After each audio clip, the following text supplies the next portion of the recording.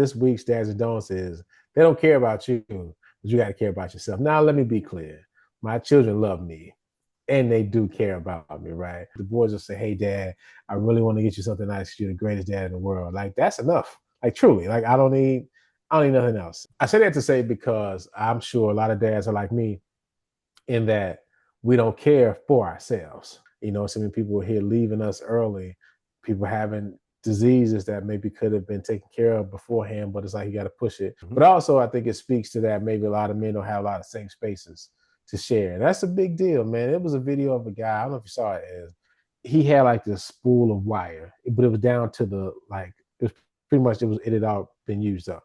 And he was sitting down in his backyard, just looking at this like little cardboard thing, and he just was looking at it.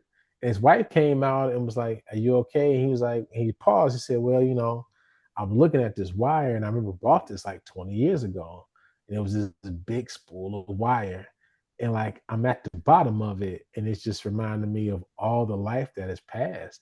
His wife said, and his wife's like, "Well, yeah, yeah, yeah, whatever. I just thought you were out here crying like a little girl, something like that."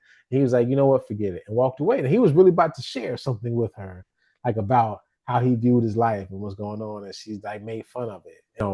I mean, you've seen me do. We've done it. I told the story of the pod, crying and no more crying in Vegas.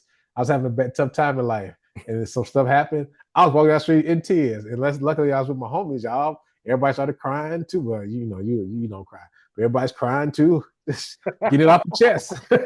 you, you just got it off your chest. All right, I'm a listener though. I'm a Yeah, you know listener. what I'm saying? Yeah, you're very attentive. I appreciate you, man. Yeah. But I feel like, I mean, do you think as men have a lot of safe spaces to kind of just say, hey, I think it's limited, and I think actually I think that most people would listen. But I think men are sometimes a little uh scared, yeah, to be vulnerable. yeah, So, but I think if they actually confided in someone, they would find that there are people out there that would listen. sure.